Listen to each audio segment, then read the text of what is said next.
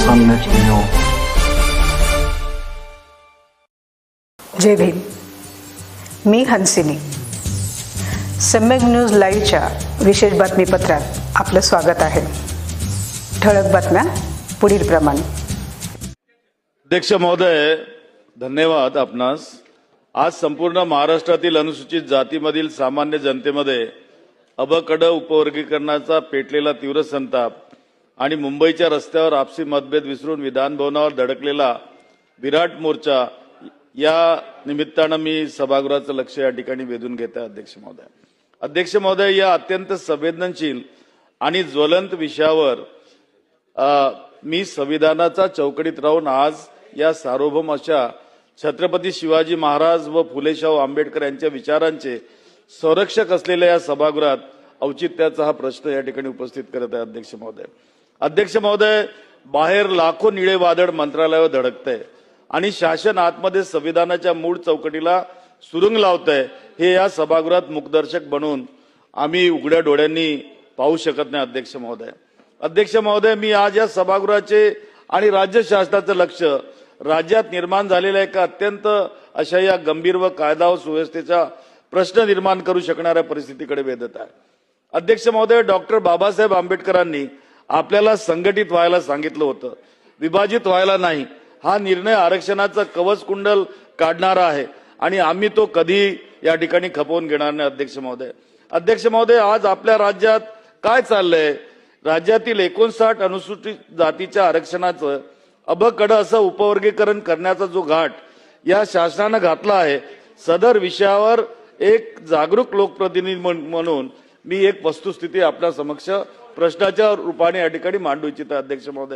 अध्यक्ष महोदय, माननीय सर्वोच्च न्यायालयाने 31 जुलै 2024च्या आपल्या ऐतिहासिक न्याय निर्णयात स्पष्टपणे नमूद केले होते की उपवर्गीकरण करायचे असेल तर राज्याकडे ठोस वैज्ञानिक आणि संख्यात्मक आकडेवारी म्हणजे क्वांटिफाईड आणि एम्पिरिकल डाटा असणं ही अनिवार्य पूर्वअट आहे.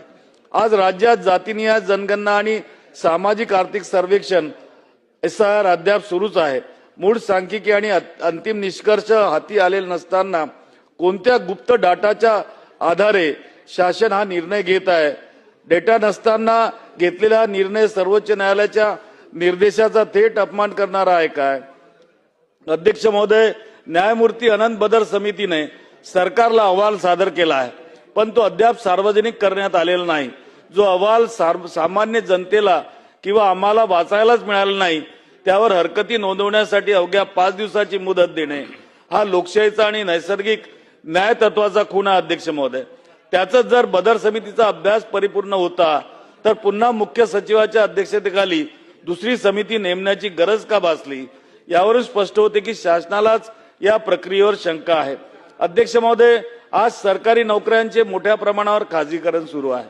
कंत्राटी पद्धतीने आरक्षण मोडीत निघत आहे. शासकीय जागा शिल्लक राहिलेल्या नाहीत. अशा परिस्थितीत आरक्षणाचे तुकडे करून शासन काय वाटणार आहे? शून्याचे कितीही तुकडे केले तरी उत्तर शून्यच येते. अध्यक्ष महोदय, हा केवळ मूळ प्रश्नावरून लक्ष भरकटण्याचा आणि बौद्ध दलित विरुद्ध हिंदू दलित असा कृत्रिम संघर्ष उभा करून सामाजिक सलोखा बिघडवण्याचा राजकीय डाव तर नाही. अध्यक्ष महोदय, करिता माझा सरकारला या निमित्तानं थेट विचारणा आहे की बदर समितीचा अहवाल अजून मंत्रिमंडळाने स्वीकृत केला नाही, मग बार्टी मार्फत जनतेकडून तातडीने हरकती मागवून नागरिकांची दिशाभूल कोणाच्या दबावाखाली केली जात आहे? या विषयावर मूळ अनुसूचित जातीच्या लोकप्रतिनिधींना आणि आमदारांना विश्वासात न घेता केवळ बाहेरच्या लोकांच्या आग्रहास्तव हा विषय का रेटला जात आहे? तिसरा प्रश्न आणि शेवटचा, राज्यातील सामाजिक सलोखा आणि अनुसूचित जातीचे घटनात्मक ऐक्य टिकविण्यासाठी शासन या वादग्रस्त प्रक्रियेला तात्काळ स्थगिती देऊन हा अहवाल आधी सभागृहाच्या पटलावर ठेवणार आहे का? ही विनंती आपल्या माध्यमातून मी शासनाला करीत आहे. पाहत रहा सम्यक न्यूज लाईव्ह. बातमी पाहण्यासाठी YouTubeवर सबस्क्राईब करा.